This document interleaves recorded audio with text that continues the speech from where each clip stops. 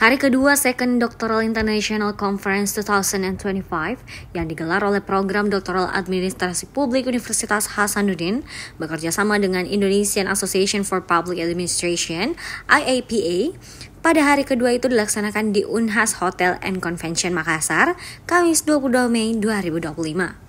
Konferensi ini mempertemukan kurang lebih 150 akademisi, peneliti, dan praktisi dari berbagai negara untuk mendiskusikan tantangan dan inovasi dalam administrasi publik global. Sesi pleno pagi hari menghadirkan pembicara internasional dan nasional yang memaparkan materi terkait transformasi kebijakan publik, tata kelola pemerintahan berbasis data, dan strategi inovatif dalam pelayanan publik. Diskusi juga menyoroti pengalaman negara-negara Asia dalam menerapkan model desentralisasi dan efisiensi birokrasi. Presiden Indonesia Association for Public Administration (IAPA), Profesor Dr. Agus Pramusinto MDA, yang juga sebagai salah satu keynote speaker dalam konferensi ini, menyampaikan jika korupsi masih menjadi sorotan utama sebagai persoalan terbesar di Indonesia. Prof. Agus mengusulkan 3 langkah yang dilakukan untuk kembali memperbaiki reformasi birokrasi untuk menjawab persoalan korupsi tersebut. Saya kira persoalan terbesar saat ini di Indonesia adalah korupsi.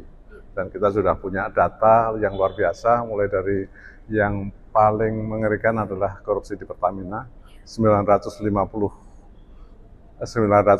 triliun. Kemudian ada data PT Timah dan sebagainya. Nah, sayangnya reformasi birokrasi itu tidak mampu menjawab semuanya.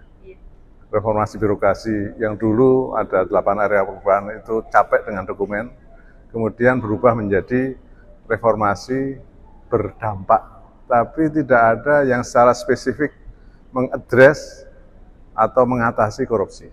Maka saya mengusulkan, ya sudah, arah reformasi ke depan, pastikan kita harus menjawab persoalan korupsi.